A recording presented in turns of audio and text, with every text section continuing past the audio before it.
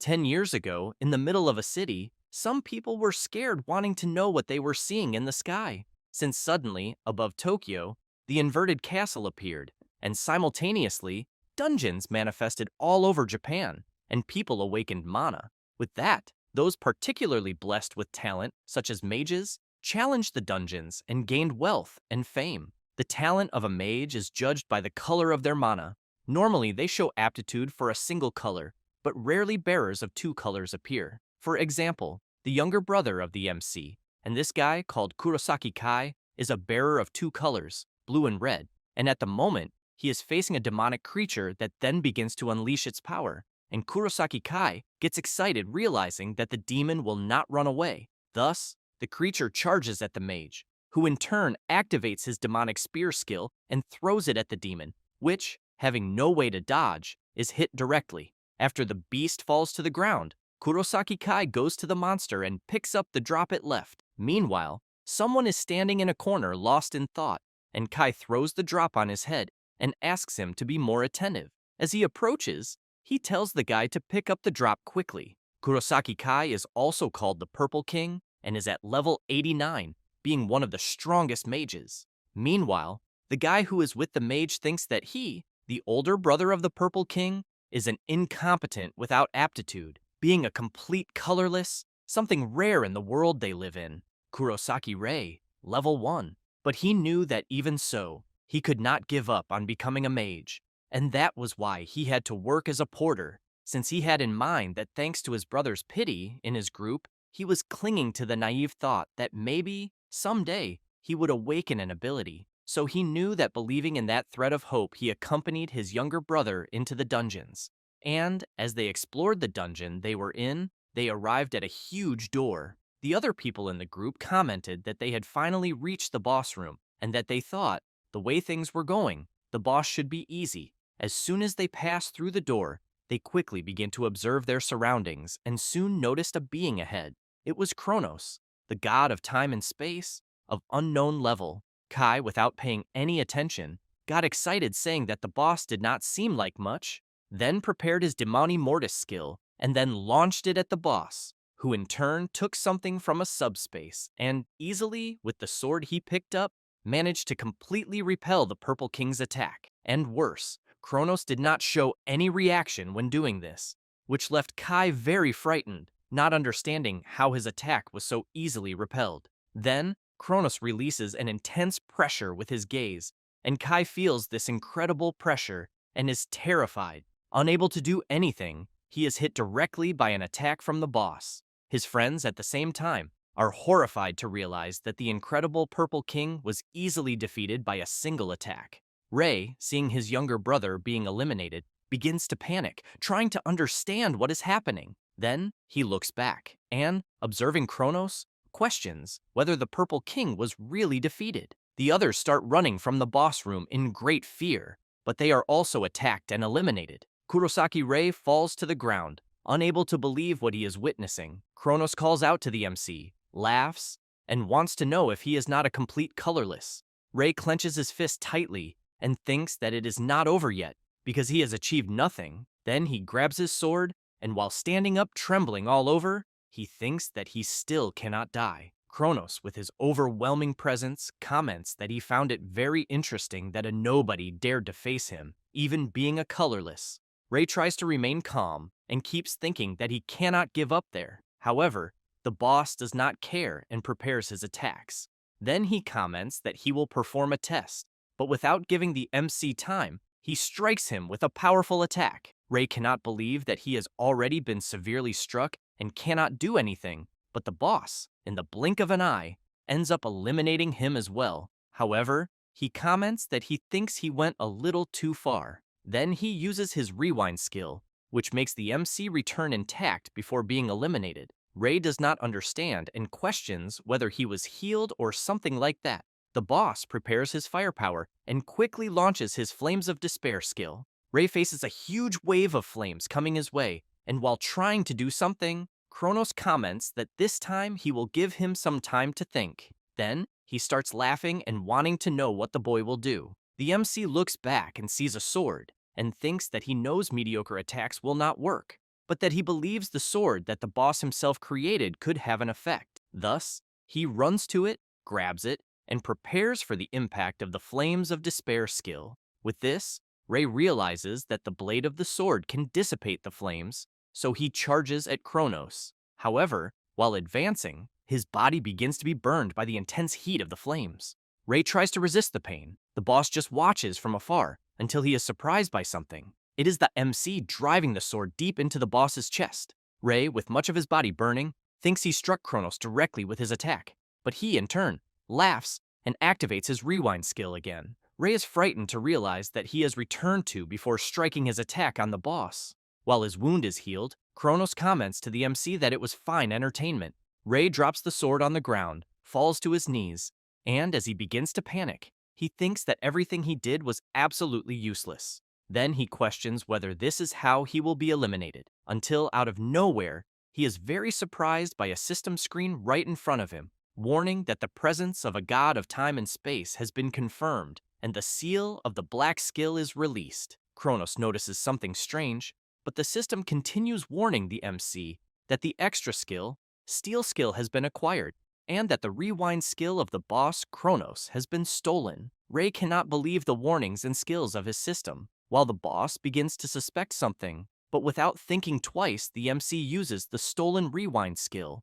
With this, he manages to break the space and time he is in, and the boss becomes furious and shouts, calling the MC an insolent brat and wanting to know how a mere human dares to steal his skill. Then the system warns that regression will be executed. Thus, time begins to regress, and Kurosaki Ray is thrown back to some time of his choice.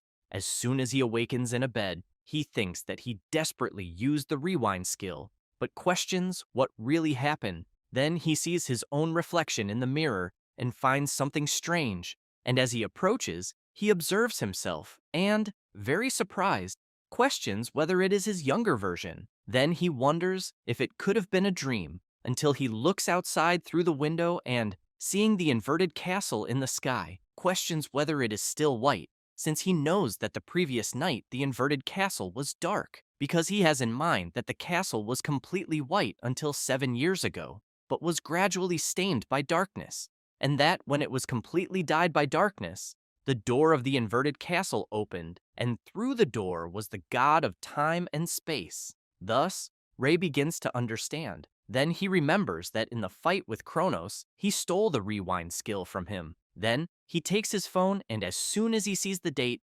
concludes that it is as he had thought, and looking at his reflection in the mirror, thinks that he has gone back 7 years, for he rewound to the past. Ray calls for his skill window, and as soon as he sees the list, it contains only one, being Steel skill, but he knows that the rewind skill is no longer there. However, still excited, he knows that at least his Steel skill remains. The MC also has in mind that for 10 years, he never managed to gain a single skill, but at the moment, he knows that if he has this skill, everything will be different until a message arrives, and as soon as he sees it, he becomes a little apprehensive since he has regressed to the day of the mage exam. In the municipality of Chiyoda, in front of Tokyo Station, headquarters of the Mage Association, Ray has in mind that this is the national agency that supervises the mages who carry out missions in dungeons. And as soon as he enters it, looking around, he realizes that the agency looks brand new, since there is a 7-year difference. And so he thinks it makes perfect sense, until someone approaches calling him colorless and wanting to know what he is doing there. They are Oik and Goto. Ray thinks that he knows these guys are his brother's lackeys. Goto hugs the MC and asks if he is going to take the exam again, while Oik makes it clear that no matter how many times the MC takes that test, a colorless will always be a nobody. Ray thinks they are right, since he knows this is not the first time he has taken the mage exam. And as he was unable to give up on becoming a mage, he kept taking the exam again and again, even knowing it might be useless. Thus, he forcefully removes Goto's hand and asks them to stop bothering him. And as soon as he walks away, Oik wants to know how a mere colorless is ignoring them like that, while Goto wants to know what has gotten into the MC. Elsewhere, the exam inspector and rank B mage, Hina Reina, is analyzing some papers. and as soon as she sees a certain person, she wants to know if he is there again. Then she takes a deep breath and makes it clear to the MC that even if it is just an exam, she thinks he may end up dying one day. Ray laughs and comments that this time everything will work out. As soon as they enter the exam site, the inspector wants to know if he really will not want her to explain the details. He keeps looking at the portal entrance and replies yes. As soon as he passes through it, he thinks that he needs to collect 3 magic stones from goblins to pass, and that normally, for someone who has awakened an ability, it would be a piece of cake. Then, he thinks this will end once and for all. It does not take long for a sinister creature to begin to approach. Ray reflects that, with an incident that also happened in the future, he knows that the appearance of a monster that should not be in a level 1 dungeon, since he is facing a Red Hood goblin of level 37. Hinata cannot believe it and screams, wanting to know why a level 37 monster would be there. Thus, she equips her sword and, while charging at the creature, yells for the MC to run. Frightened, Ray thinks not, because the level difference is far too great, since he has in mind that in the world before rewinding, Inspector Hinata could not win against the Red Hood. Thus, she begins to have difficulty defending the creature's attacks, and, as soon as she realizes she cannot continue defending, she becomes frightened. Soon, the Red Hood goblin manages to break her defense and throws her far away. Ray keeps thinking that before, she fought to buy time for him to escape, and that, because of this, she was so injured she had to retire as a mage. Thus, Ray thinks it was his fault, that because of his own incompetence, Inspector Hinata's career was ruined. However, he becomes serious, and, while the Red Hood comes his way, prepares himself, and thinks that this time will be different. Then, he throws his dagger and thinks that he knows that the Red Hood goblin has a skill that increases physical capacity, and as soon as the creature blocks his attack, he thinks it is because it is so strong that ordinary attacks have no effect. Thus, he jumps and delivers a punch right in the middle of the Red Hood's face. Then, he hopes it worked, but the creature becomes even more furious and prepares its attack. However, the Red Hood feels something strange and becomes confused, trying to understand what happened. At that moment, a system notification appears, informing the MC that he has stolen the body enhancement skill from the Red Hood, and that now his physical capacity has increased. Then he observes the Red Hood, and right after strikes it, and as soon as he eliminates it, he comments that now that he has stolen its skill, he thinks it is nothing more than a worthless piece of meat.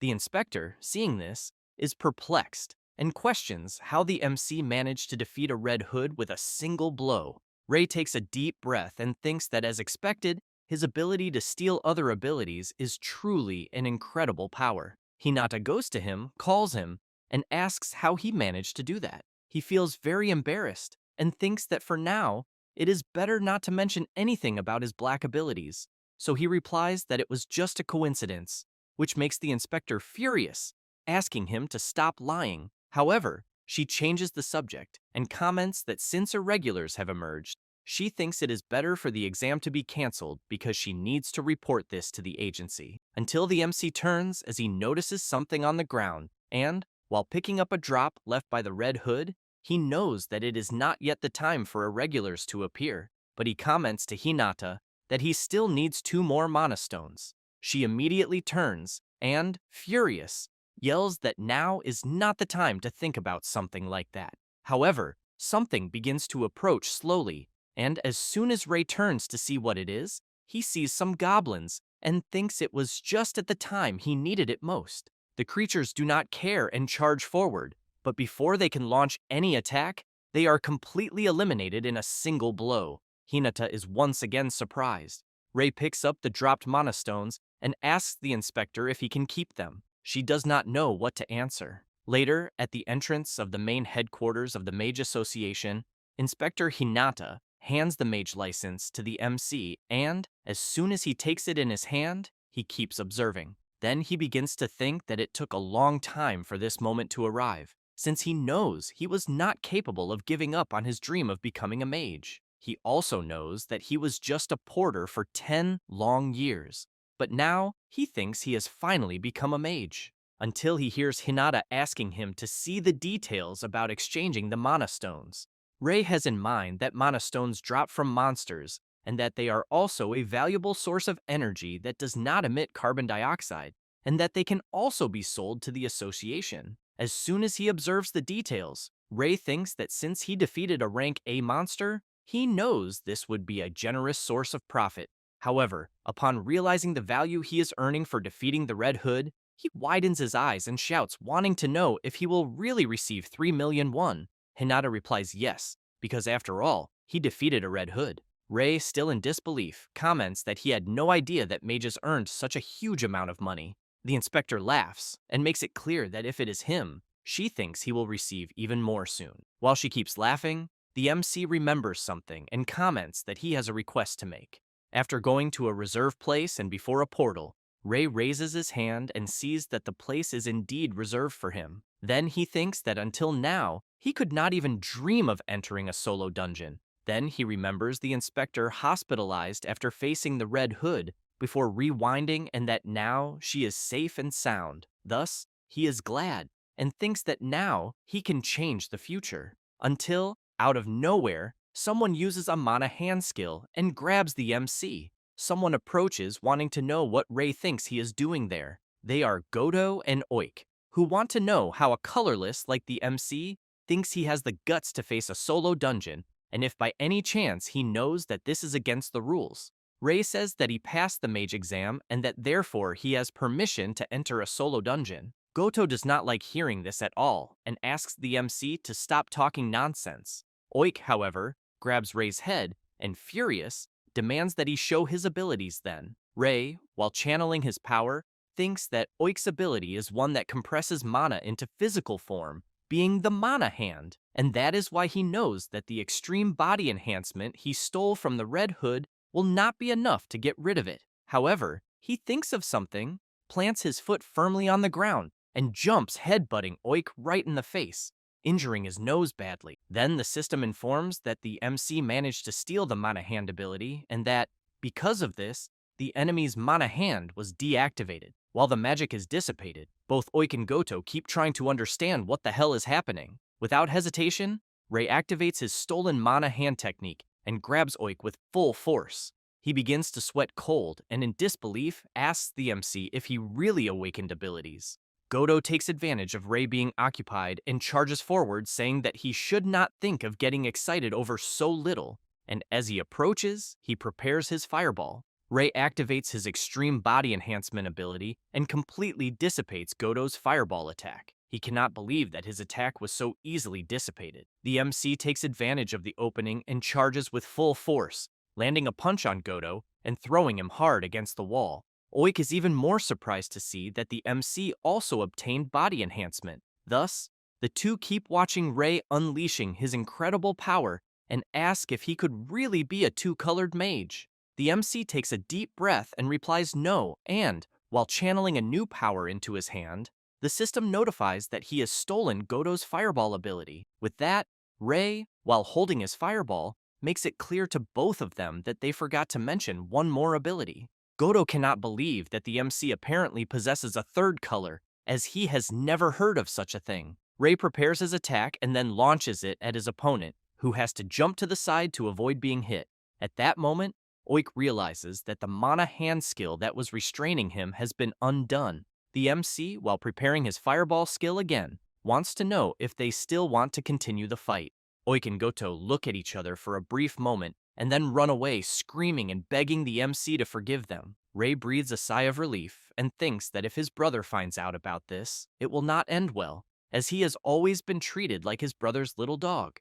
Then he thinks that if Kai discovers that he awakened a skill, he will surely come after him, especially since his brother has already reached level 50, making him one of the strongest of the modern era. However, he also knows that Kai is not the only one he needs to be careful with, as soon a certain dungeon will be unlocked. Thus, he stands before the dungeon entrance and concludes that for now, he needs to raise his level by any means possible. And as he enters the portal, he thinks that he knows that level is the basis of strength, and that leveling up allows one to learn skills and increase mana capacity. However, he reflects that more important than that is the amount of mana one can control. Then, out of nowhere, an explosion happens right in front of him, and a level 38 flame mage appears. Ray, while preparing his fireball, knows he can barely control it. The flame mage prepares his skill, and the MC thinks that the difference in level makes a huge impact even when it comes to the same technique. Without giving Ray time to think of a strategy, the flame mage launches his fireballs. Ray also attacks, and some of the attacks collide, but others head toward him, so he jumps to avoid being hit, and as soon as he positions himself, he thinks that he cannot win in a head-on fight. But something comes to his mind, and then he jumps, and while going toward the flame mage, he thinks that no matter how high his level is, there is one thing that never changes, which is that after someone uses a skill, there will always be an opening. Therefore, he uses body reinforcement and thinks that he will only have 2 seconds, since his opponent will be defenseless. With that, he delivers a powerful punch right in the flame mage's face and sends him flying far away. The system notifies the MC that he has successfully stolen the fireball skill. As soon as the flame mage hits the ground, he quickly stands up and tries to prepare his skill again, but becomes confused when he realizes he cannot use it. Ray, while preparing his skill, thinks that he knows that once he steals an opponent's skill, they cannot use it for a brief moment and become less intimidating. Thus, without wasting time, he unleashes his new fireball skill on the creature, and it is engulfed in a powerful wave of flames. Ray looks to the side and sees more notifications from his system, informing him that he has leveled up 4 times. He then concludes that defeating monsters at a higher level than his own grants more experience, but normally defeating stronger monsters is a difficult task. With skill stealing, he believes everything will become easier. Then the system notifies him that the MC has advanced to level 12. Ray clenches his fist tightly and, looking at a passage, thinks that for now he will focus on reaching level 30. Thus, he begins battling monsters, going from one to another and always leveling up until he pauses for a moment and thinks that he has managed to level up at an incredible speed. However, he is still at level 27. Then he thinks that this was already expected, as leveling up gradually becomes more difficult, and if he wants to reach level 30, he knows he must defeat higher level monsters. After some time walking through the dungeon, Ray reaches the deepest part and stands before the boss room entrance. With that, he thinks that the boss in front of him is the perfect opponent for this. As soon as he opens the door and enters, he sees the boss waiting for him. It is the level 45 skeleton demon along with its level 30 imps. Ray gets ready for battle and thinks that all the monsters are higher level and that if he steals their techniques, he might have a chance to win. Not wanting to waste time, he immediately charges at the boss, jumps, and prepares his punch with body reinforcement. But as soon as he strikes, the boss blocks the attack with a barrier. Ray is very surprised and quickly jumps back. Then he thinks that this was already expected because it will not be easy to get close to the boss, since he knows that mana barrier is in the way and that using skill stealing will be useless. However, the skeleton demon becomes furious, lets out a piercing roar, and with incredible speed gets very close to the MC, who in turn has to dodge at the last moment from the creature's attack. He then thinks that he will have no choice but to use what he is thinking. Ray notices that the imps are coming at him as well, so he jumps and delivers a punch to one of them. With that, he activates skill stealing and steals Ice Stake. Ray prepares his fireball and launches it at another imp, and as soon as he sees another coming his way, he prepares the Ice Stake and throws it, completely impaling the imp. Ray lands back on the ground, but the skeleton demon uses his skill and summons more imps. Ray thinks that the boss will summon these creatures whenever he wants, and, while seeing one of them coming toward him, thinks that normally this would be quite problematic, but he knows it will be very convenient, so he confidently charges forward and eliminates the imp. With that, the system notifies him that he leveled up to 28. Ray has in mind that if the boss keeps doing this, he will have an infinite source of experience, until he notices another notification from his system, informing him that the MC's mana mastery has reached the required point, and because of this, the synthesis skill has been unlocked. At this moment, the skeleton demon loses his composure and starts screaming loudly. Ray prepares his Ice Stake again along with his fireball, and then activates his synthesis skill and begins to fuse the two skills.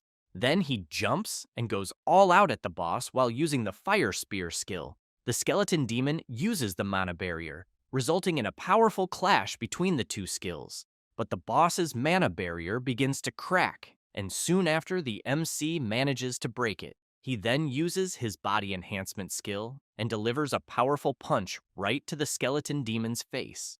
While the boss is dazed from the blow, Ray thinks that the enhancements protecting the boss are gone, and without thinking twice delivers his fire spear strike, completely burning the boss, who then drops a mana stone, and the system notifies that the MC leveled up several times, reaching level 33. Ray breathes a sigh of relief and thinks about his synthesis skill, which is an advanced technique that combines skills to create even stronger ones, and that it becomes usable around level 30. Thus, after picking up the drop left by the boss, he sits on the ground and thinks that he had his doubts about whether he could defeat his opponent, so he feels very relieved thinking that in the end everything worked out, until he is surprised to see a system notification informing him that the required level was reached and that the limit of skills acquired through skill stealing increased, and now the available skill slots have increased to 5. Ray is happy thinking that now things will become even more convenient.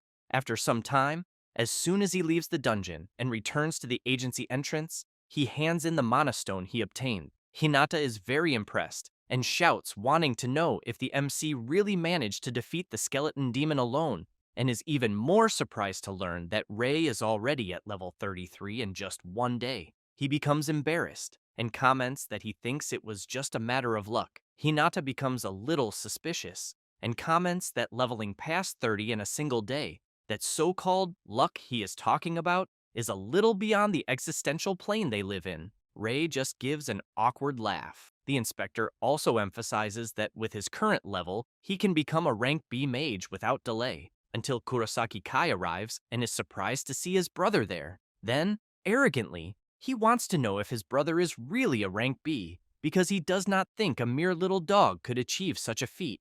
Ray does not like hearing this from his brother at all. Then Kai tells the inspector that Ray is not capable of using a single skill since he is a complete colorless. Therefore, he wants to know if she is really saying that his brother is now a rank B. Hinata replies no, but says that Ray was able to defeat a red hood and the skeleton demon alone. Kai does not like hearing this very much, and soon gives his brother a nasty look. With a sinister gaze, he wants to know if it is really true. Then he prepares his powerful punch, and an explosion happens at the agency entrance, leaving the people around very frightened. Kai's punch was blocked by his brother's mana barrier, who in turn laughs and tells him he needs to be more careful. Hinata shouts to get Kai's attention and tells him to stop causing trouble. He, in turn, tells Ray that it seems real that he has awakened his skills. The MC replies that yes, and Kai makes it clear that just because he has a skill does not mean his brother can get all excited. Then Kai begins channeling his power and emphasizes that he will see for himself if his brother is really capable. Hinata becomes worried and shouts, wanting to know if Mr. Kurosaki is really planning a fight there. Kai says that if his incompetent brother had reached rank B on his own merit, that would not be a problem. Therefore, he asks Ray if his skills to reach rank B were lies. The MC clenches his fist tightly and thinks that even if he refuses his brother's requests, it will only delay the problem. So he fills himself with confidence and says that he already understands. Kai does not like his brother's attitude and calls him a damn insolent. With that, they go to an arena at the Mage Association Agency, and Ray thinks that when fighting someone stronger, you always need to be cautious of the difference in mana that can be controlled. Kai gets ready for the fight with his brother, and Ray keeps thinking that he cannot let his guard down even for a moment, since he knows that with his level 30, his combo is limited to 3 basic skills. But he knows that Kai is level 50, and his combo capacity must be around 5 skills. So basically, it would be a certain defeat if he only relied on those numbers, and that is precisely why he knows he must reduce that gap somehow. Therefore, he decides to deliver the first strike with his ice stake. Kai wastes no time and prepares his fireballs, and both launch their skills, which collide, and an explosion happens right in the middle of the arena. Kai waits for the dust to settle, but ends up very surprised since he sees his brother coming at him with the body enhancement skill. Then he comments that judging by the yellow color enhancement skill, his brother can only be a 2-color wielder. Ray figures that after his brother's 4th skill, he must have enough mana left for only 1 more, so he prepares his skill synthesis, creates the fire spear, and charges at Kai, who in turn observes his brother's skill and comments about a skill that combines the blue and red colors, and that in the end, Ray might be a three-color mage. However, he gives a sinister smile and launches his fireball skill at his brother, slamming him hard into the ground. Ray is frightened and questions how his synthesized fire spear of two skills lost to a basic skill. Kai, seeing his brother able to use three-color skills, comments that now he understands why his brother was so excited, but makes it clear that he is on a very different level compared to him. Then he prepares his fireball again and shouts, telling Ray to start dancing. Therefore, he launches several fireballs at him, who in turn has to run to the side to avoid being hit by the fireballs. But while running, he prepares his fire spear again and throws it. Kai prepares his fireball and launches it against his brother's skill. His fireball manages to neutralize Ray's and goes straight at him. The MC is forced to quickly use his mana barrier, but Kai's fireball is stronger and manages to break the barrier, throwing Ray hard to the ground. Kai just laughs, seeing that his brother is having difficulties, while Ray starts to get nervous, until Kai makes a sign with his finger asking his brother to bow his head, as that way he could forgive what he did. Then he shouts, ordering Ray to ask to be forgiven for being so showy. The MC, sweating cold, thinks that he cannot defeat his brother with his skills and limited mana capacity, and remembering how it was before, thinks that it is better to give up and questions if he will really continue living his life as his brother's dog, until he stands up and, full of confidence, shouts, saying that he will not do it. Kai says he understands, and that it seems his brother wants to learn the hard way, and that because of that, he thinks he has no choice. Therefore, he uses Overclock on his fireball skill, which makes the user consume a large amount of mana to temporarily double his mana control capacity. With that, he creates several fireballs simultaneously and makes it clear to his brother that this is the power of a king, being a combo of 10 attacks. Ray is very scared, thinking that this is the strength that allows Kai to be so strong, and that he also knows he can use an absurd amount of mana compared to other kings temporarily. However, he shouts, warning Kai that he was actually waiting for him to use this skill, then charges at his brother, thinking that 10 consecutive skills can only be performed in the world by Kai through Overclock. As he gets closer, he jumps high and Kai laughs, calls Ray an idiot, and asks if he thinks he can dodge in midair. Then he launches his fireballs, but Ray activates his mana hand technique and throws it, embedding it into the ground. Kai cannot believe that his brother used another skill, while the MC thinks that even if they are 10 consecutive attacks, it will be worthless if he can dodge, but that still his brother is limited by cooldown even if he is a king. Thus, he takes advantage of his mana hand being stuck in the ground and pulls himself to Kai's back. With that, he quickly turns around, plants his foot firmly on the ground, and, while landing a punch right in the middle of his brother's face, thinks that in that moment, he knows Kai is completely defenseless. Because of the punch he took, Kai is thrown hard to the ground. With that, the system notifies that the MC stole the Overclock skill. Ray thinks that now that he stole his brother's strongest skill, there is nowhere for him to run. Kai tries to stand up and shout, calling his brother an idiot. Ray is a little surprised and questions if he will really continue fighting. Kai becomes enraged with his brother and makes it clear that he will eliminate him, then creates his ice stake, combines it with the flames of the fireball, and creates his demonic spear skill. Ray cannot believe it, thinking that it is the strongest purple skill, and questions if his brother has already learned such a technique at this point. But he knows he has no time to think about it, since a powerful attack is coming his way. So he jumps to the side at the last second, but Kai does not care and prepares 2 more demonic spears. Ray, seeing this, thinks that he landed a hit because his brother underestimated him, but as soon as the Purple King gets serious, he knows that his brother becomes something beyond his reach. Thus, he has to quickly jump back to avoid being brutally hit by the demonic spear skill, but he does not realize that he has reached the edge of the arena and is cornered against the wall. Kai makes it clear to his brother that he has not reached his limit yet, and asks if Ray knew that. The MC, seeing himself without an escape, uses his fire spear skill, just as Kai throws his demonic spear. And as the attacks collide, a huge explosion happens, but due to the strong impact of the skill explosion, Ray is thrown hard against the wall that was behind him. The MC tries to stay on his feet, but Kai says that this is why he is called the Purple King, proof that he is the strongest. Ray breathes heavily and thinks that his brother is right, since he knows that the demonic spear is one of the strongest. Kai asks his brother not to be so boastful just because he can use several skills. Hearing this gives the MC an idea, who, looking at his hand, knows that at the moment he does not compare to his brother, but he clenches his fist tightly and questions himself about finding the potential of purple skills. Then he keeps watching Kai from afar and thinks that until now, he was limited to synthesizing only 2 colors of skills because of his mana capacity. With that, he decides to test something and activates Overclock,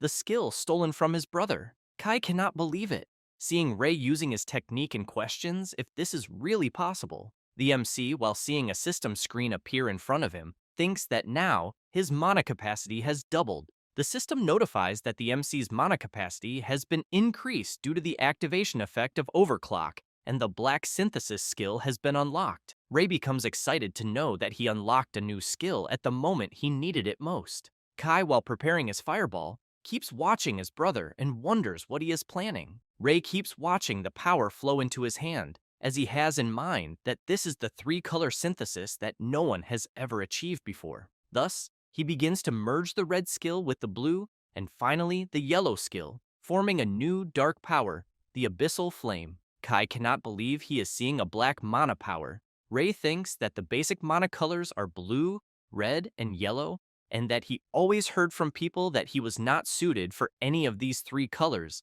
but he knows that was not the case since he already consumed this mana. Then he knows he is a black mage. Kai becomes worried, and while launching, his skill asks his brother to stay away, but Ray does not care and goes against the skill until he realizes the right moment to make a move and completely dissipates his brother's attack with his skill. And, while charging at Kai, he keeps shouting that it is impossible. Ray keeps advancing, and Kai becomes even more worried and creates his skill again. But before he could throw it, Ray is very close, prepares his Abyssal Flame attack, and as soon as both skills collide, Kai cannot believe his skill was useless, and an explosion happens. Ray waits for the dust to settle, and as soon as it clears, he sees his brother fallen on the ground. Very exhausted, he falls to his knees and thinks that he finally managed to defeat him, until he sees a system notification informing him that the Abyssal Flame skill was obtained through black synthesis.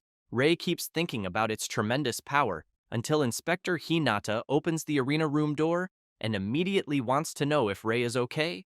A little embarrassed, he replies yes, but very surprised she wants to know what skill he just used. Ray thinks that it was already expected that he could no longer hide his situation, so he extends his hand, and as he channels his new power, he comments that he thinks it seems to be a black skill. Hinata is very surprised and then says that she thinks that if it is true, it could be the first in the world. Ray wants to know if he will be obliged to report to the association about the black skill, as he wanted, if possible, to keep this power a secret.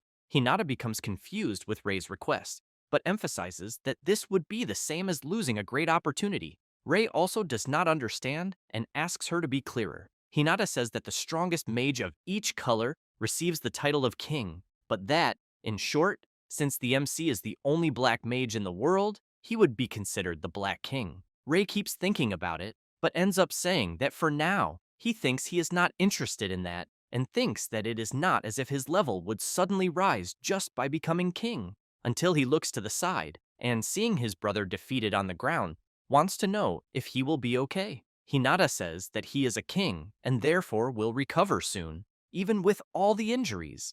But she makes it clear that even so, she will take him to the medical wing, until both their phones receive a message, and Ray cannot believe what he is seeing, as it is an alert of a dungeon that appeared at the west entrance of Ikebukuro Park, and the recommended level is 70.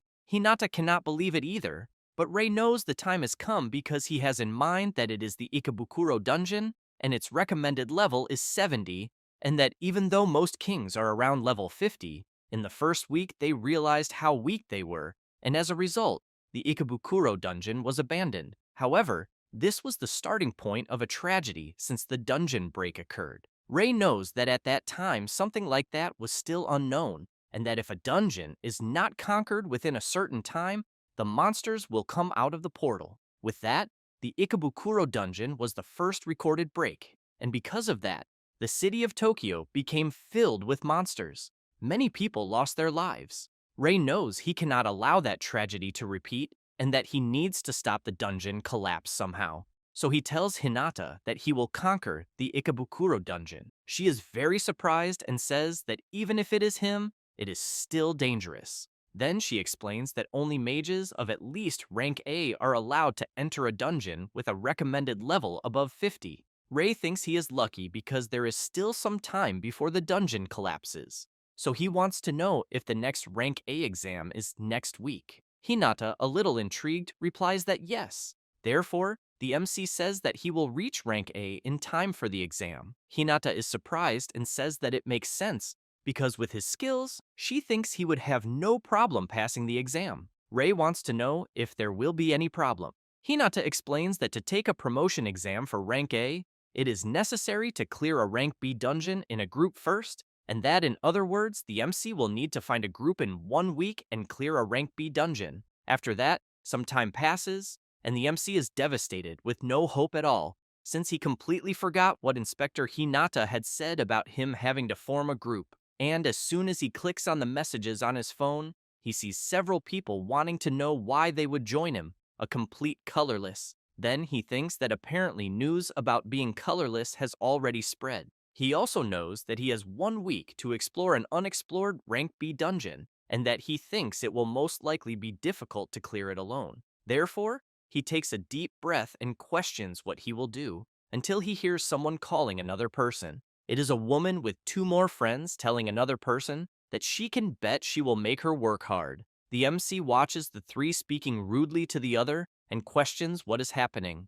The woman makes it clear that she allowed the other girl to join them since she heard she was a 2-color wielder, but that her fire skill is garbage. The girl apologizes. Rei stands up and thinks that he ended up seeing something very uncomfortable since he has in mind that he was also treated the same way not long ago. The woman continues being rude, telling the girl named Ichinos that she is dead weight. Rei, as soon as he hears that name, questions if the girl is really Ichinos Aya, since he remembers that she would be known as the Scarlet Queen in the future, but that currently she is still an incompetent mage. However, he thinks that he never imagined she would have been treated like that by her own group. Ichinos says that if she is kicked out of the group, she will not be able to cover her sister's medical expenses. So she shouts that she will do her best next time. The woman tells Ichinos to prove it during the raid they will have later. Otherwise, she will end up on the street. Ichinos replies that yes, and that she will do her best. Thus, they start to leave, and Rei keeps questioning if everything will be okay. After that, the MC is heading back to his house, and quite intrigued, he thinks that Ichinos will become the Scarlet Queen in a few years. But he knows that before reaching that point, it seems she went through several hardships because, as he remembers, she experienced an incident around this same time when she was seriously injured during a battle against a boss and fell into a coma for several years, until, while thinking about all this, he remembers one more thing and questions if probably that incident would not happen in the raid she was going to do with the others. He knows he is not sure about it, but it does not seem that she was normal. Thus, he concludes that it is better to hurry. After some time already inside the dungeon, Ichinos' group stands before the boss who drives his huge sword into the ground. This is the level 45 Dullahan. The woman smiles and says she had an idea, then pushes Ichinos forward and tells her to face the boss alone. Ichinos is terrified and says there is no way to defeat a Dullahan alone. The woman replies that if that is the case, then Ichinos better pack her bags. She says no and that she will try. The woman says she hopes she gives her best and asks if Ichinos will do all this for her little sister. She becomes thoughtful, but soon turns to the boss and replies that she understands. Ichinos trembles all over, but still prepares her fireball and throws it at the Dullahan. However, the attack has no effect on the creature who just stands still. Ichinos becomes very worried seeing that her skill had no effect at all. At that moment, Dullahan jumps up and comes down, striking his attack on the ground, and due to the strong impact throws Ichinos far away. While lying down, she sees the boss coming at her, and as soon as Dullahan approaches to strike his blow, Ichinos closes her eyes and thinks that she knew she was really useless. However, someone arrives shouting while using the extreme body enhancement skill. It is the MC who appears preventing Dullahan's attack. Ichinos is very surprised while the MC exerts great force and throws Dullahan hard against a wall. Rei turns and asks if she is okay. Ichinos' group watches the MC from afar, and their leader wants to know who he is, because she knows that Dullahan is a heavy-type monster, and even so, the MC threw him away with one blow. Then she becomes frightened and really wants to know who he is. At that moment, Dullahan stands up and lets out a piercing roar.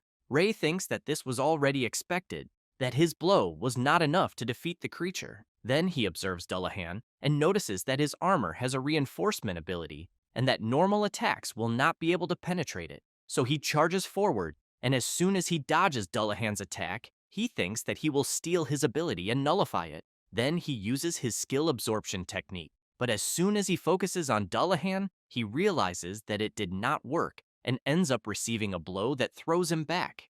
Ichinos wants to know if he is okay. Rei replies that yes, and says that he managed to block it with his sword. The MC thinks that he already understood and concludes that Dullahan's armor is merely an external part and that he will need to touch the inside of his body. The creature in turn raises his huge sword and delivers a powerful attack aimed at the MC. Rei shouts, asking Ichinos to stay back, and activates his magic barrier, blocking the creature's attack. The shockwave is so great that it throws the two girls who are with the leader far away, who in turn activates her skill and launches an ice stake. However, Dullahan counterattacks with his blow and completely destroys the ice stake.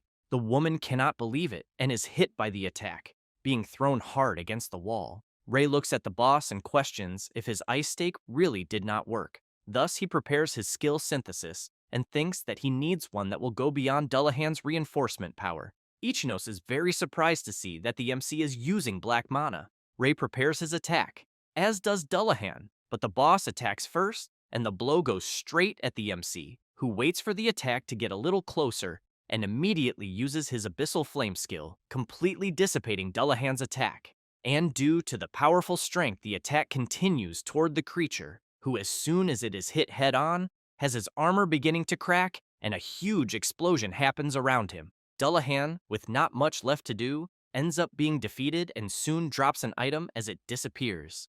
Ichinos, very surprised, questions if the MC managed to defeat Dullahan with just a single blow, and, as she observes him, thinks that he is quite amazing. Then she calls him and thanks him for saving her life. Rei says that he is happy to see that she is fine. The MC picks up his drop and, looking at the girl, thinks that he managed to save Ichinos in the end, until the leader of the girls' group stands up and shouts, wanting to know what the hell is going on. Very apprehensive, she thinks that the boy in front of her is really strong, then gives a sinister smile and thinks that the reward should be hers. Therefore, she goes up to the two, asking them to wait, and makes it clear that the reward goes to the person who registered for the dungeon. So she asks the MC to hand over the mana stone. Ichinos asks her to wait and says that the person beside her saved everyone. Rei emphasizes that he does not mind giving her the drop, but in exchange he wants Ichinos to be part of his group, which leaves both her and the group leader confused with the sudden request.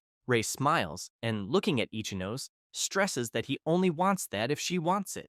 The group leader starts laughing and says that she was worried about what he was going to ask, then replies that she accepts his request. Then she puts her hand on Ichinos' shoulder and wants to know if she accepts the MC's request. She is a little hesitant, but replies that she is in his care from that moment on. The group leader quickly grabs the mana stone from the MC's hand and, while leaving, says that she never thought she would get so much money from dead weight. Rei does not like that at all, and since he knows who Ichinos will become, thinks that he can hardly wait to see the leader's face when that happens.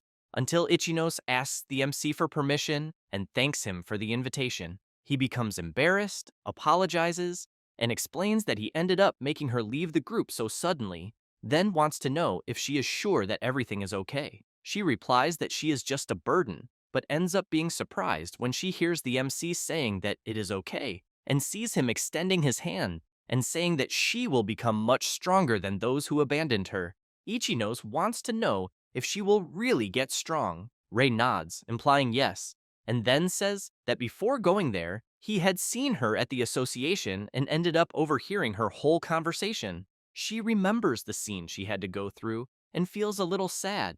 The MC notices this and quickly apologizes, but explains that it was by coincidence, although he thinks he can help her. He says this and extends his hand once again. She is a little reluctant, but soon replies that it is okay and that she is under his care. He is happy to know this, and as soon as he takes her hand, he comments that he feels the same.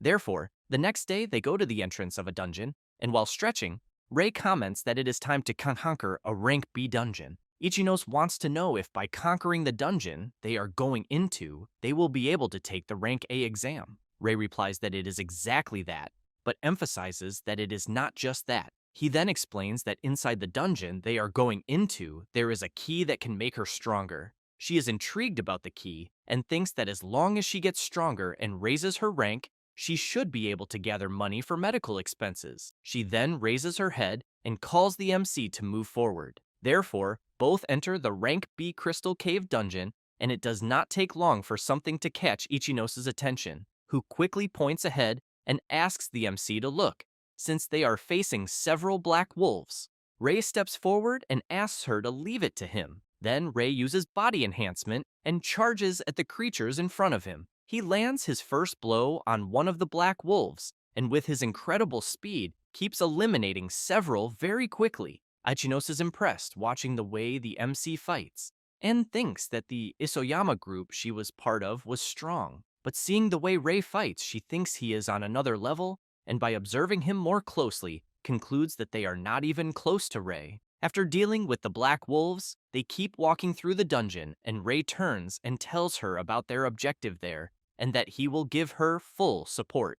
Ichino steps forward and replies that she understands. Therefore, while positioning herself, she thinks that defeating several monsters is the strategy to level up quickly, but keeps in mind that at first she can only use basic attacks. However, seeing several creatures approaching, she thinks she needs to try to change this, so she casts her fireball at the creatures that are approaching. Ray watches from a distance as she fights, and thinks that this is a test for Ichinos, but he really wants to know if she will realize her true weapon. Then, he notices some creatures approaching from behind her, and as soon as he equips his sword, he makes it clear to the monsters that he will not allow them to interfere with Ichinos. She, on the other hand, keeps fighting alone, but does not notice one of the creatures behind her and ends up being attacked. Ichinos looks around and thinks that no matter how many she defeats, they keep appearing and attacking. Then she takes a deep breath and reflects that if she keeps going at this pace, she fears her mana will run out quickly. Then something comes to her mind, and she immediately turns and sees Ray fighting some monsters. As she watches him in action, she thinks that she knows he is trying to make things easier, so she concludes that she needs to stop lamenting because she has to meet his expectations.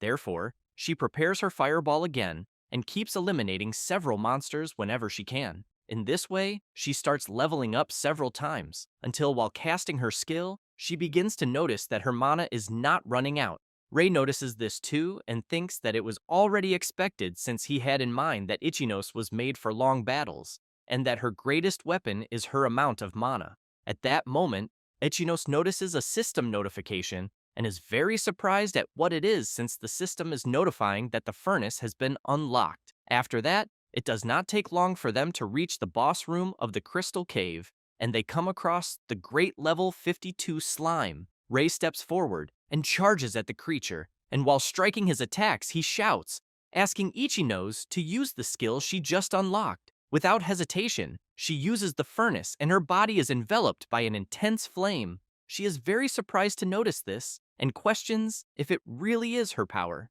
Then she clenches her fist tightly, and Ray, watching her, thinks that the furnace is a skill that increases the firepower of her abilities in exchange for a high mana cost. Because of that, he has in mind that it is something that suits Ichinos perfectly, who in turn casts her fireball ability intensified by the furnace.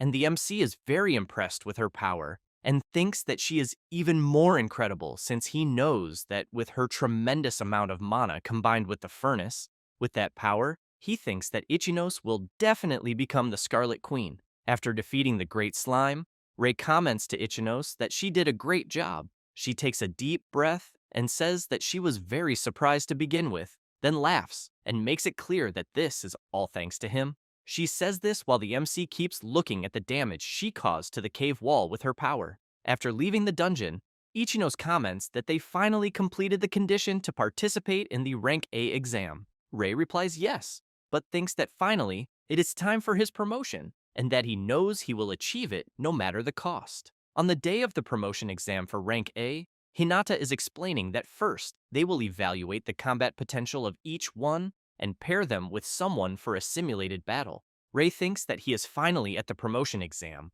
and knows that he needs to pass and become a Rank A mage. While walking through the agency, Rei comments to Ichinos that it is almost time for the exam. She comments that both will do their best. The MC emphasizes that first, it will be a test to evaluate the potential of each one until someone arrives saying that they never imagined that an incompetent like Ichinos would take the exam. She is startled to see who it is. It is Dainmond Isoyama and her group. Ichinos immediately wants to know what she wants, but the MC steps forward and makes it clear that his friend would never lose to someone who sends another person alone to the front line. Isoyama does not like that and comments that the MC can say whatever he wants, then turns and emphasizes that unlike having someone like Ichinos, her group has the best members. Therefore, she introduces Aono Yuri and makes it clear that she is someone that neither the MC nor Ichinos will ever be able to defeat.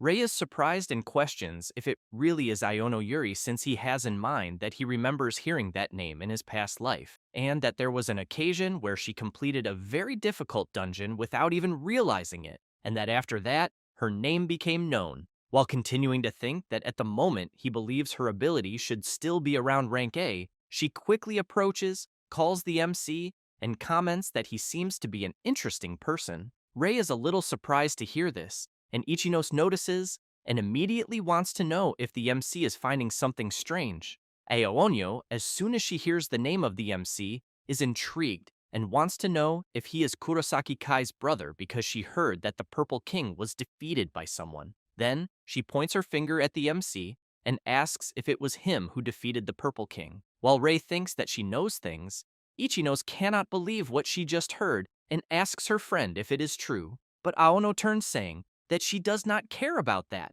and emphasizes that it is not as if the MC would be able to defeat her. Therefore, she leaves saying that there is a rumor circulating about the Purple King and that she thinks maybe he is not even a match in the end.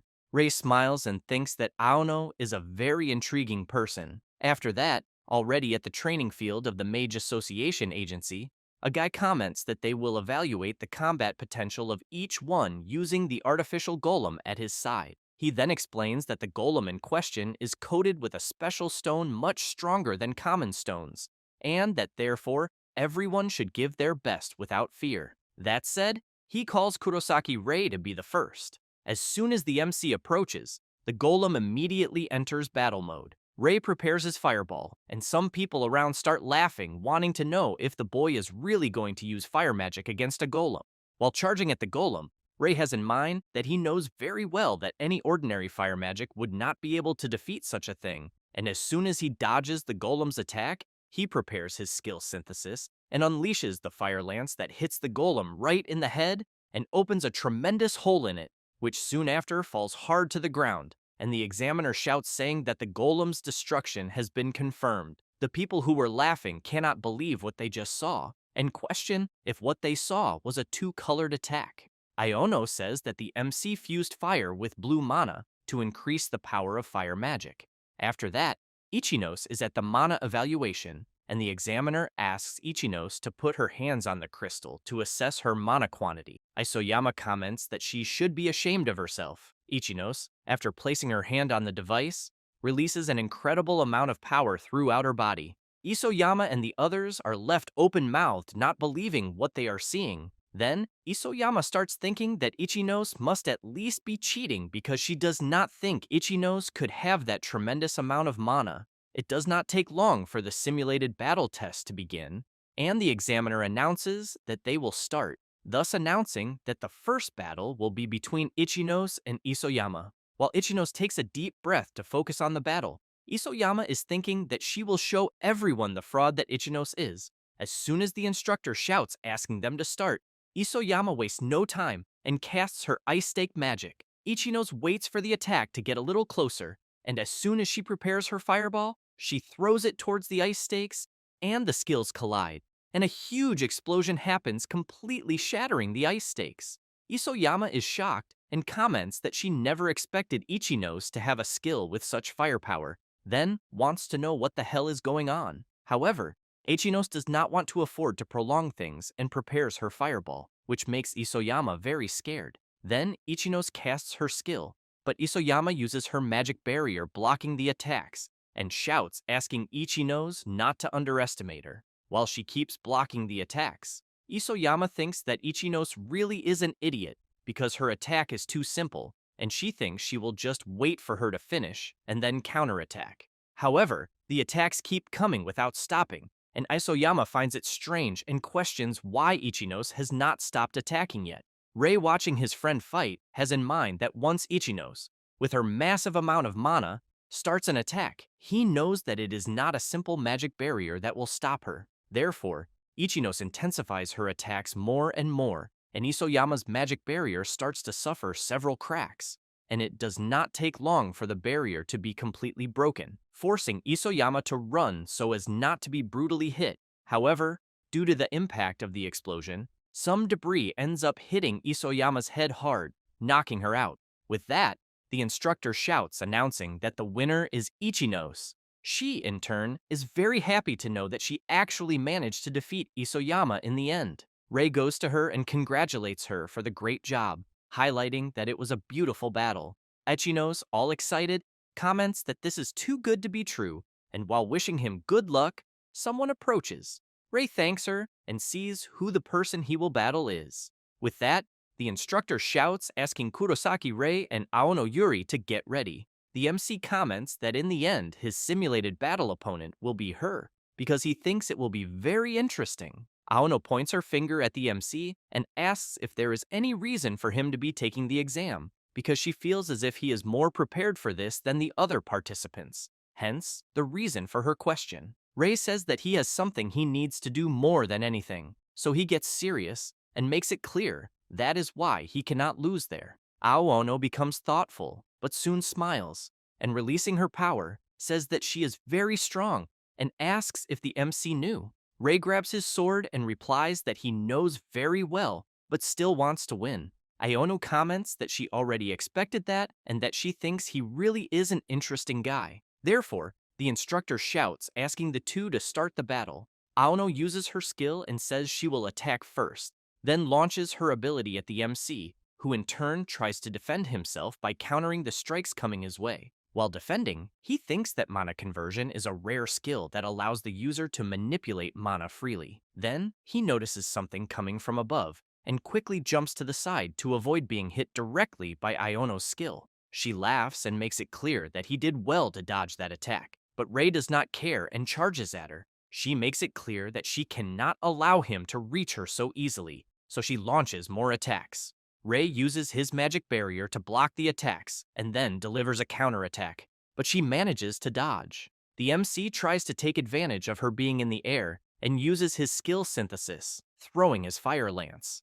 Aono creates a shield with her mana conversion and blocks the MC's skill. As soon as she lands, she comments that it was close. Rei has in mind that her defense is flawless and that she is someone strong, just as expected.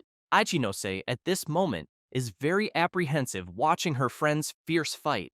Then Aono prepares another skill and while launching it, wants to know what the MC thinks. Rei has to run to avoid being hit by the attacks and thinks that this really is a problem. Aono wants to know if Rei really thinks he will defeat her by running from side to side, then fires her skill again in his direction and shouts that it is checkmate. However, he uses extreme body enhancement and counters all the attacks coming his way. She watches him closely and realizes that he is using body enhancement, so she gets very excited and starts smiling. She then says that it is the first time she has seen someone with 3 colors of mana, but makes it clear that she can also use body enhancement. After using the skill, she creates a mana scythe and emphasizes that they will settle this once and for all. That said, She quickly advances and appears right behind the MC, ready to strike, but Rei turns at the last moment and repels the blow, thinking that she is very fast. Iono does not care and starts delivering several consecutive attacks with her mana scythe, forcing the MC to defend as best he can until she strikes with more force, and the MC has to jump to the side to avoid being hit. Rei realizes that her power is really absurd, but moves very quickly close to her, grabs her arm, and she makes it clear that it was a terrible choice for him to do that. However, Iono feels something strange and becomes confused. The system notifies that her extreme body enhancement has been absorbed, so she jumps to the side, realizing that her power is fading, but Rei takes advantage of the opening and advances, then lands a direct hit on her. Iono starts coughing from the strong impact of the strike, and before falling comments that in the end, the MC was hiding his power. That said, she falls to the ground, and the instructor shouts announcing that the winner of the simulated battle is Kurosaki Rei. After that, in a medical wing, Iono begins to wake up, and Rei is happy to see that she finally woke up. Iono comments that she truly lost the battle, but Rei emphasizes that he did not expect her to be someone so strong. She wants to know if she really is, because she bets he is not about to brag about the promotion. Rei becomes serious and says that he will be very honest, then wants to know what she thinks about joining his group. Aonyo is very surprised by the sudden invitation, and the MC says that according to the result of the simulated battle, she was also promoted to rank A, so he emphasizes that in order to conquer the most difficult dungeons, he needs her power. However, Rei is left not understanding anything when he sees Iono laughing. As soon as she stops laughing, she emphasizes that he really is an interesting guy. Therefore, she says that it is fine, and that she thinks things may become more interesting if she follows him after all. And as soon as they both take each other's hands, she makes it clear that she is under his care. Then, suddenly, a strong tremor happens. Ichinos, very frightened, wants to know if it could be an earthquake. Rei looks outside, and very scared, questions if it could be what he thinks it is. Meanwhile, Kronos, the god of time and space, is completely sealed, but he smiles and thinks that the time is finally near. Back where the MC is, as soon as the tremor stops, Ichinos wants to know if it really ended. Rei keeps thinking about the earthquake he just felt, and remembers that in his previous world, there were many earthquakes before the collapse of the Ikebukuro dungeon, and that basically he knows that at the moment they are reaching the time limit. Besides that, he has in mind that the difficulty of the Ikebukuro dungeon is unprecedented in the era he is in. Therefore, he tells the two that he has something to say to them. After telling everything he knows, Ichinos is very surprised and wants to know if he is really serious about wanting to conquer the Ikebukuro dungeon, since she knows that it is the hardest dungeon on the Japanese peninsula, and therefore wants to know if, even so, they need to conquer it with just the three of them. Aonyo wants to know if the MC is suggesting this because of the previous earthquake. He becomes serious, replies yes, and explains that he has a bad feeling about it, since there have been many reports lately about the appearance of irregular monsters, and also thinks that it seems like a prelude to something threatening. Iono makes it clear that she is fine with any situation that the MC decides to face, and also thinks that it is an interesting place to go after all. Ichinos fills herself with confidence and promises that she will try her best not to be a burden to anyone. Rei breathes relieved and then thanks the two and says that they will conquer the Ikebukuro dungeon. The next day, at the reception of the Mage Association agency, someone arrives calling Inspector Hinata and saying that they have a favor to ask. It is the MC and his group, and Rei says that they want to conquer the Ikebukuro dungeon. After that, already in front of the dungeon, Iono says that she is really excited to know that she will have to face a super difficult dungeon with a recommended level above 70. Ichino suggests that if possible, it would be better if they could work together with other mages. Rei says that this cannot be done since they do not have any rank A mage who can be dispatched immediately. Then he emphasizes that it would be nice if someone named Oikawa were there. The MC has in mind that before his regression, Oikawa was known as the highest ranked in Japan, and that he thinks this person should be a great help at such a moment, since he has in mind that if the dungeon collapse happens again, the god of space and time, Kronos, will appear, and precisely because of that, he needs to prevent such an event. Therefore, he calls the two to go right away. But Iono raises her hand and says that before that she has a favor to ask. Then she wants to know if the MC can also call her by her first name, since she thinks him using her last name is too formal. Ichinos thinks the same and asks the MC to think about it. Then Ichino smiles and wants to know if in the end they are not all friends. Rei likes to hear that and comments that she is right. Therefore, he calls Aya and Yuri to conquer the Ikebukuro dungeon. As soon as they enter, Rei notices something ahead and sees a level 71 skull demon, which does not take long to notice their presence there. The MC, while preparing himself, thinks that it is a boss monster in other dungeons, but that there the skull demon appears as if it were other normal monsters. Then he calls Aya and Yuri. The two immediately shout that they are ready. Therefore, while the three charge at the creature, it creates a mana barrier. Rei, while using his skill synthesis, thinks that they need to destroy the mana barrier first. So he casts his fire lance and realizes that a single hit is not enough to destroy the barrier, but then shouts asking the two to act. Therefore, he jumps to the side while Yuri and Aya prepare their skills. And as soon as they clash with the skull demon's barrier, they finally manage to break it. Rei runs to take advantage of the opportunity and strikes the demon, defeating it and making it drop a mana stone. The MC is happy that they defeated the first creature of the dungeon, then goes to his friends and says that they had great timing. Yuri comments that she has been wondering this since the fight the two of them had, so she wants to know how the MC can use so many skills. He is a little surprised by the sudden question, but ends up saying that he has a skill called Skill Steal. They are a little confused and ask him to be clearer. Rei says that just by touching his opponent, he is able to steal another person's skill. Yuri remembers when they were fighting and thinks that was what happened that day. While the MC says that he already returned the skill to Yuri, Aya is impressed and questions if Rei can really do that, since she knows that although she was surprised when he mentioned the plan to conquer the Ikebukuro dungeon, now she understands better. At that moment, Rei calls the two to continue moving forward. Aya thinks that as long as Rei is there, she believes they will be fine, and that she is sure she will not be a burden to them. After that, the MC keeps defeating some creatures, as do Yuri and Aya. It does not take long for them to reach the boss room.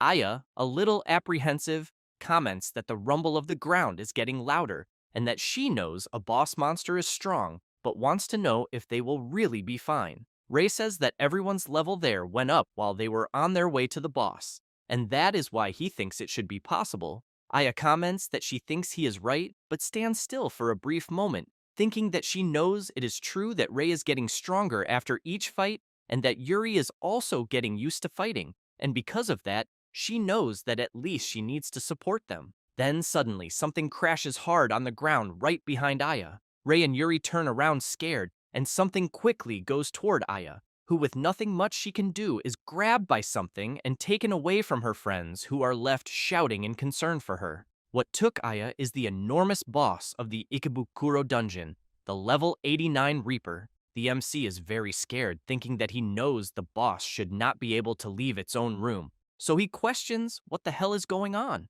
Meanwhile, in the place where Kronos is sealed, he only laughs. Yuri wants to know if the MC thinks what is happening really is something bad. He says that it is true that the situation is critical, but shouts that despite everything, they will have to save Aya no matter what happens. Meanwhile, in the domain where the god of time and space is imprisoned, he says that apparently the monsters have been released, and that he knows this is the limit of what he can do with his current power. So he hopes the MC becomes the first victim of the grand opening. Rei shouts, wanting to know if his friend is all right.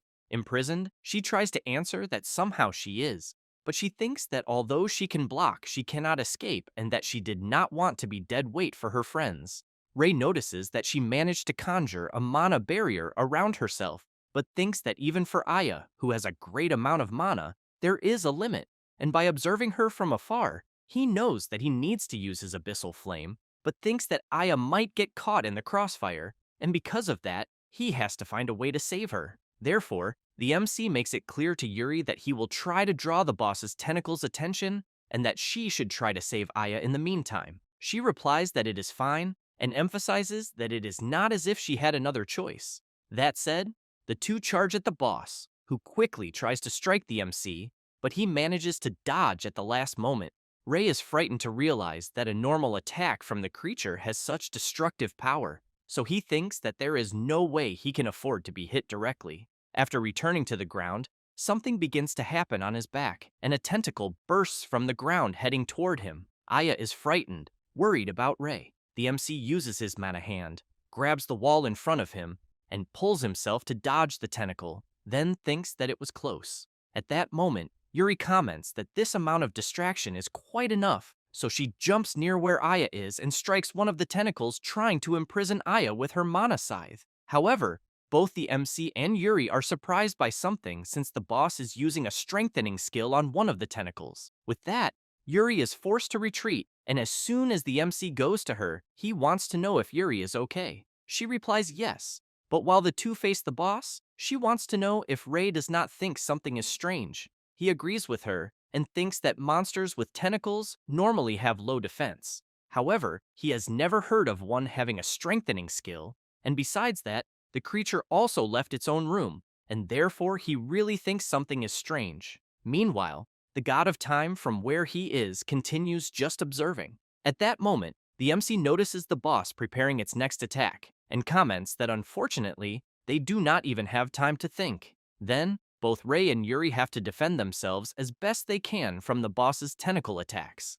Aya watches this and thinks that it is all her fault, since she knows she always relied on Ray and that he made her battle easier. Then, she hits her barrier and thinks that she needs to do something to help them, until Yuri tries to apply more force in her attacks and ends up losing her mana scythe and comments that she thinks things are getting really complicated.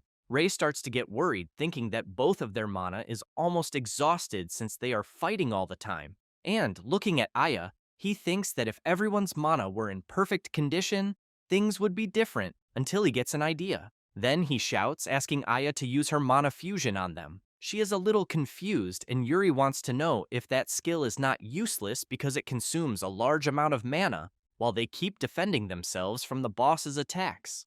Ray has in mind that he knows it is true that mana fusion was considered useless in his previous life, but that thanks to a certain mage, the value was reversed, and the one who proved it was Aya herself. It was she who did it in his previous life. She, in turn, thinks about mana fusion, and that she never used this skill because she thought it was useless. But she knows that if Ray is asking her to use it, then she will fully believe in his words. Therefore, she wastes no more time and uses her mana fusion skill, which quickly starts going toward the MC and Yuri. She is surprised and questions if her mana really is being restored. Ray becomes excited, thinking that he knows mana fusion has an effect that shares the user's mana, being a skill that only a mage with a large amount of mana can master. But he also knows something else. Aya is impressed to know that she can share her mana with her friends, but seeing them only defending against the attacks, she knows it is still not enough, so she concludes that it must be because she is still using her barrier. Therefore, after realizing this, she quickly dispels her barrier, which draws the attention of her friends. Ray is very frightened, wanting to know why Aya dispelled the mana barrier. Then she is immediately grabbed by the boss's tentacles, but while still trying to resist, she uses her furnace skill, which quickly amplifies the powers of her mana fusion skill on her friends. Ray shouts, worried about his friend, but Aya, almost without strength, says that she will leave the rest to them, and as soon as she is completely wrapped by the boss's tentacles, Ray becomes serious, calls Yuri, and without saying another word, both charge with everything at the creature. Yuri has in mind that Aya showed such dedication, and that is why she will have to do the same, while the MC thanks his friend for granting them more strength. Therefore, the two go straight to where Aya is being held by the tentacles, and with both of their powers replenished, they easily cut through the boss's tentacles as if they were nothing. With that, Ray shouts that now they can simply forge the path they want. Ray keeps clearing the way toward Aya and, while doing so, thinks that thanks to her, who recovered everyone's mana, they can now pierce the enemy's defense with the skill enhancement. Then he calls Yuri and says they will save Aya with the next boost. However, she is already almost out of strength and still completely trapped. Ray continues moving toward her, but struggles to advance because of the boss's tentacles, and is forced to retreat briefly. He thinks that at the current pace, he fears they won't reach her. Then Yuri releases her power, calls out to the MC, and makes it clear that she will open a path for him. With that said, she begins shaping her ability and creates a staircase toward Aya. Without hesitation, Rei starts running and thanks Yuri for the beautiful move she made. But still, the boss refuses to allow the MC's advance and keeps using his tentacles. This time, though, Rei activates his body coating and dashes forward at high speed, cutting through the tentacles as if they were nothing. Once he reaches his friend, he picks her up in his arms and jumps away. Rei looks back to see if the boss will make any move while he's in the air, but upon seeing that he didn't, he lands with Aya and asks if she's okay. Aya laughs and says she already expected that from the MC. Rei is happy to see she's fine. Yuri goes to Aya and thanks her for saving everyone by restoring their mana. Yuri also remarks that she is very brave. Aya smiles and thanks Yuri, but then turns to the boss and says she doesn't think they're done yet. Rei agrees and emphasizes that the boss's body still remains. At that moment, something strange starts happening with the severed tentacles, and suddenly they all regenerate, launching rapidly toward the MC's group, forcing them to jump back to avoid being hit. Rei comments that it will be a big problem if the monster keeps regenerating like that. Then one of the tentacles bursts from the ground and tries to hit Yuri, but she dodges, counterattacks the tentacle, and then yells, wanting to know what the MC has in mind, since at this pace she thinks the situation could get much worse. She is surprised to hear the MC calling her and telling her to leave things to him. Therefore, Yuri says that although it's frustrating, she will leave it to him as long as he has a plan, because she doesn't think they'll have much time to deal with the boss. Rei stabs his sword into the ground and agrees with her. Then he rushes forward at full speed, saying he will definitely finish this soon. Yuri looks at his sword and wonders if he will really attack using only his body without any weapon. At that moment, a tentacle attacks, but Rei dodges and thinks that he knows the boss can still regenerate even after being hit once by his abyssal flame. Therefore, he activates his overclock and considers that if he doubles his firepower, things might turn out differently. Then he begins preparing his power and creates his abyssal flame. The boss doesn't stay still and lets out a huge roar. Rei waits for the right moment, and as soon as he sees an opening, launches his abyssal flame skill at the creature, which becomes terrified upon seeing a powerful attack approaching, but unable to do much, is brutally struck and has a hole blasted through its body. With that, the boss is defeated and crashes hard to the ground.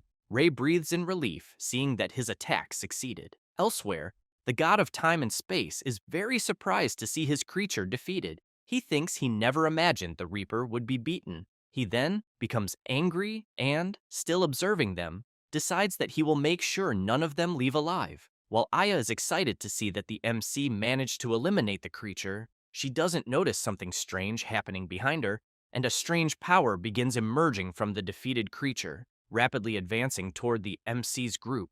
As soon as he senses something approaching, he shouts for everyone to be careful. However, the thing moving toward them stops midway. Rei comments that the strange thing is coming out of the body of the defeated Reaper, and suddenly the entire body of the boss begins to release a strange, dark energy. The MC shouts for everyone to run away immediately and says that he doesn't know what it is, but is sure they need to get out of there as fast as possible. While they run from the strange thing chasing them, the MC thinks he needs to prevent the dungeon from collapsing. Then he looks back worried, thinking there's no way he can die there, until they see a light at the end of the tunnel and shout that it's the exit. However, the dark energy catches up, and Aya, Yuri, and Rei become frightened when they realize they won't escape. But a voice shouts for them to move aside, and a huge magic shield is created, blocking the dark energy from doing anything. Aya is surprised, and the MC looks to the side to see who it is, also becoming surprised. As the person who created the shield gets closer, Rei immediately wants to know who he is. The man cancels his skill, laughs, and says they were almost attacked. Aya thanks him, but asks who he is. The blonde guy says his name is Oikawa Hikaru, and Aya is quite surprised to learn who he is. Oikawa keeps laughing and asks if she knows him. Aya tells the MC that he mentioned Oikawa was the guy before they entered the dungeon. Rei confirms and emphasizes that Oikawa was the person he wanted help from.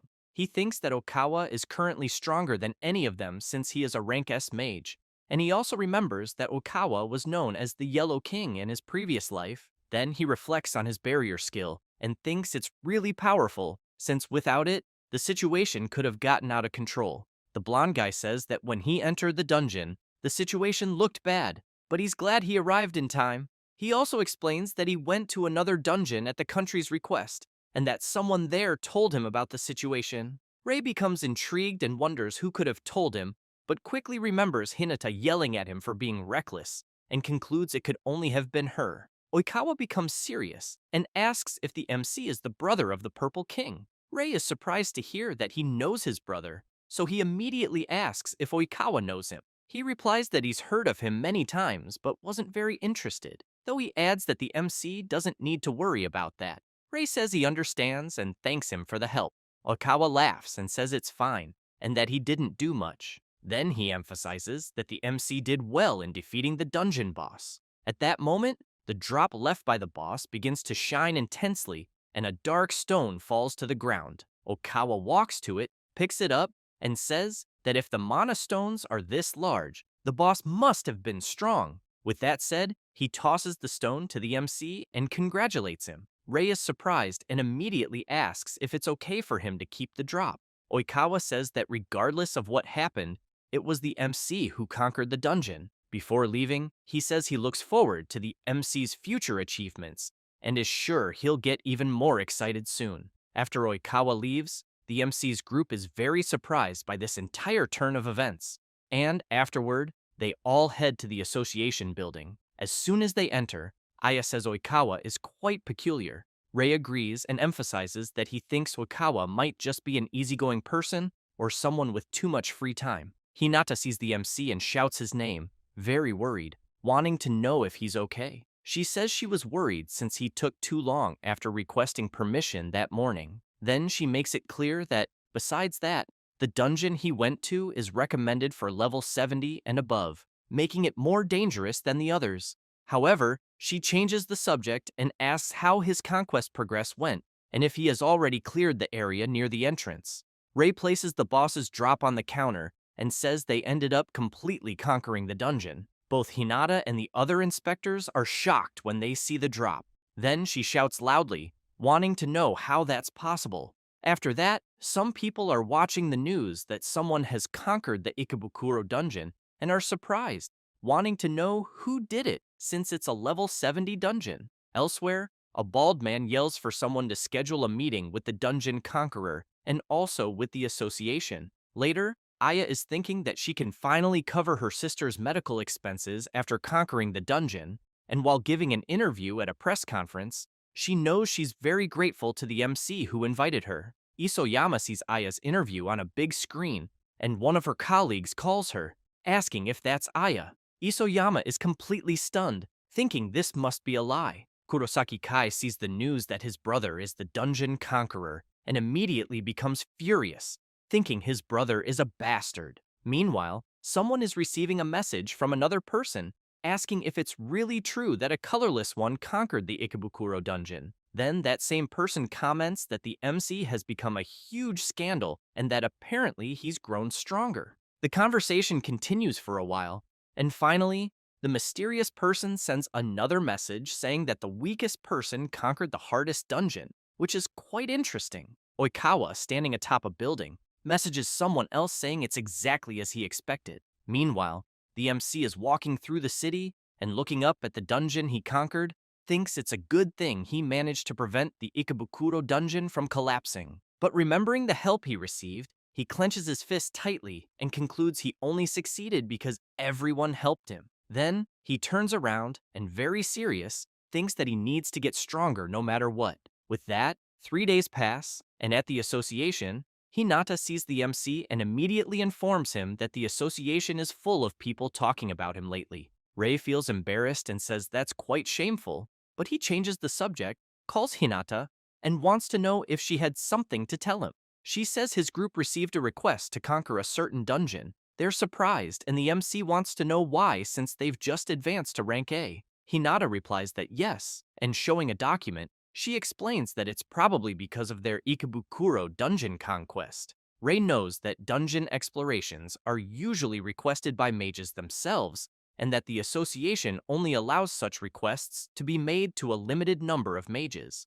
Aya gets excited and says she's sure they're counting on the MC's strength.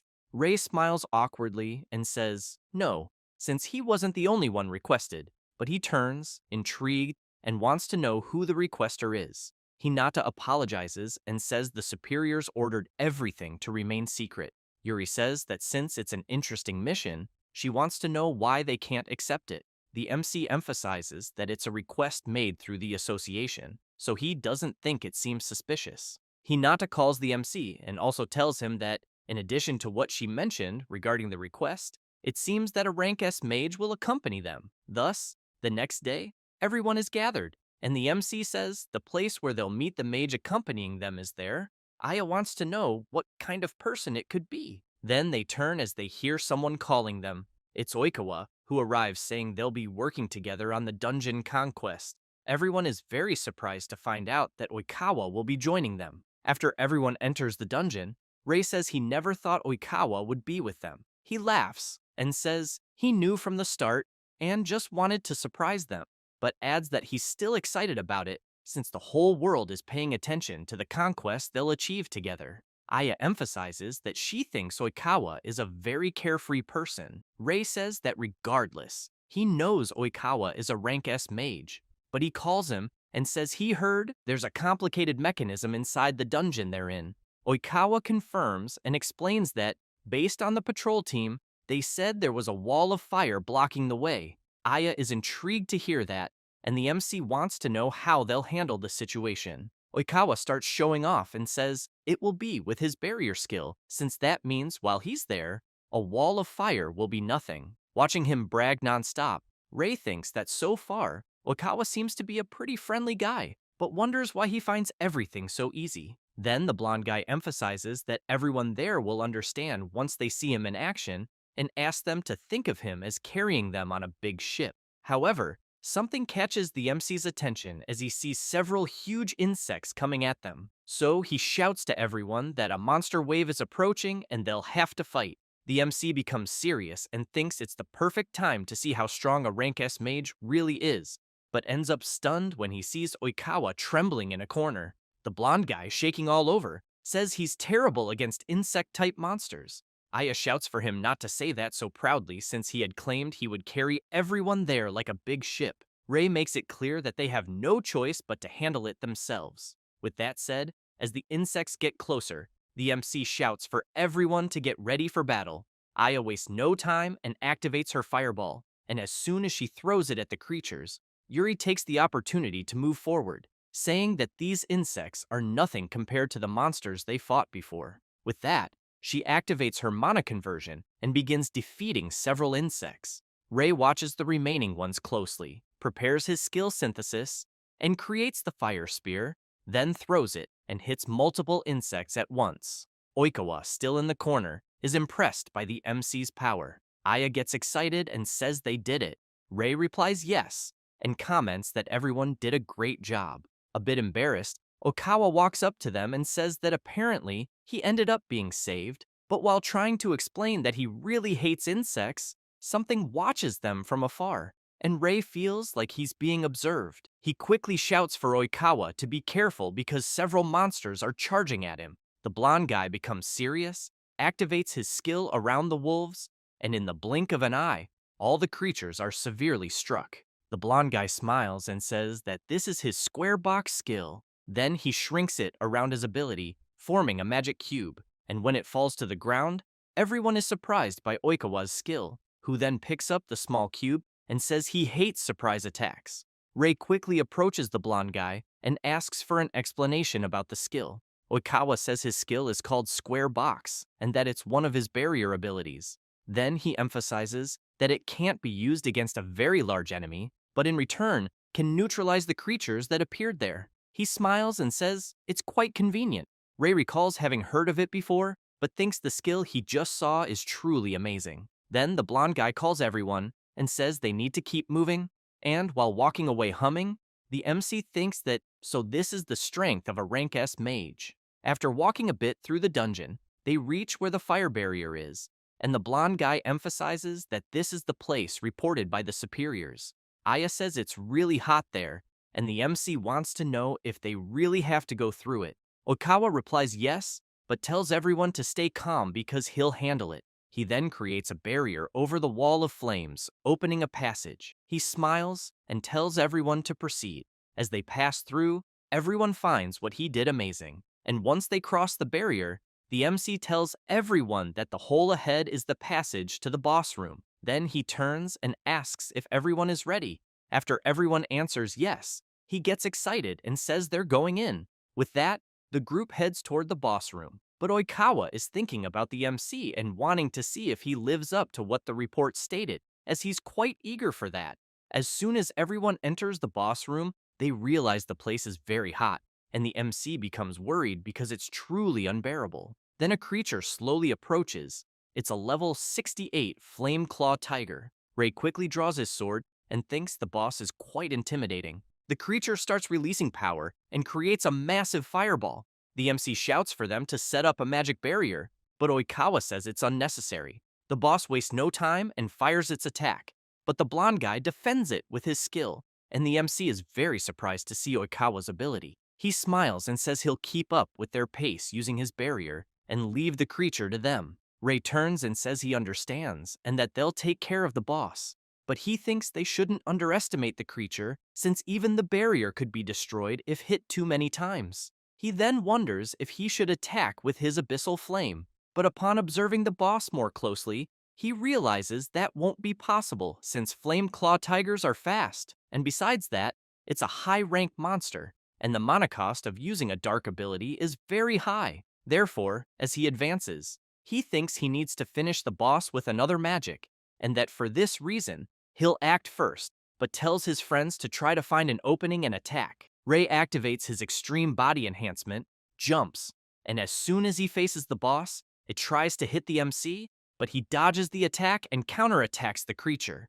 Yuri and Aya prepare their abilities and launch the fireball and mana conversion. The attack goes straight toward the boss, but it dodges the abilities by jumping to the side and then starts to take distance. Very worried, the MC thinks that this was expected, that the creature is indeed strong, and that a long battle would be disadvantageous due to the heat they're feeling. So if possible, it would be better to defeat the creature as soon as possible. The blonde guy observes the MC's performance and thinks that at the pace he's going, his physical strength will run out quickly, so he really wants to see what the boy will do. Ray takes a deep breath, calls Aya and Yuri, and explains that they don't need to hit the boss directly, but can aim for its feet. Yuri says that means the MC has a plan, and Aya shouts that she understands. Thus, both prepare, and Yuri launches her ability, forcing the boss to move. While channeling her power, Aya thinks that in exchange for increasing her mana cost, the furnace effect greatly boosts her firepower. Then she creates her strengthened stone bullet and quickly throws it at the boss, but it dodges again. However, the MC notices the opening and thinks that no matter how agile the boss may be, it won't be able to dodge in midair. Therefore, not wanting to waste any more time, he jumps toward it and imbues his sword with his skill. Oikawa is surprised to see the MC covering his sword with ice. The boss is startled upon realizing it can't move, and Ray manages to land his attack, hitting the creature squarely. The Flame Claw Tiger can't react and crashes hard to the ground. With that, they manage to defeat the boss. The girls go to the MC and say he did it, but he emphasizes that it was all thanks to them. Oikawa smiles and thinks it was a wonderful team effort, and that the MC truly is a talented mage, just as the report said. However, he thinks that perhaps the MC hasn't yet shown his true power. Ray calls everyone and says they'll return to the association and record the report. But Oikawa activates his magic and asks everyone to wait a moment. The MC says it's the same ability as before, and the blonde guy confirms and says he wants to test the MC. He becomes confused and asks the blonde guy to be clearer. Oikawa explains that his box can be used both to capture monsters and as a training method. Then he asks Ray to allow him to be honest, and says he wants to see his true power, and that's why he wants him to defeat the monsters sealed inside his skill. Oikawa makes it clear that if things get dangerous, he'll seal the monsters back, but obviously, it's the MC's decision whether to accept or not. Ray clenches his fist tightly and thinks that he still doesn't understand Oikawa's reasons, but even so, he also wants to gain more experience. Therefore, he says he'll accept the challenge. The blonde guy positions his ability in front of the MC and then says he'll begin. When he opens the box, dark energy starts coming out and quickly begins to take form. Rei is intrigued when he sees a black shadow. Oikawa knows that the monster inside changes appearance depending on the fear its opponent feels, so he wonders what kind of monster will appear. After the creature takes form and releases its power, the MC becomes very frightened as he sees that the monster before him is the god of space and time, Kronos. Oikawa is impressed and says it's the first time he's seen such a monster, but he thinks the MC really has something hidden within him. As for him, he's paralyzed with fear upon realizing that he'll have to face an opponent he never imagined encountering there.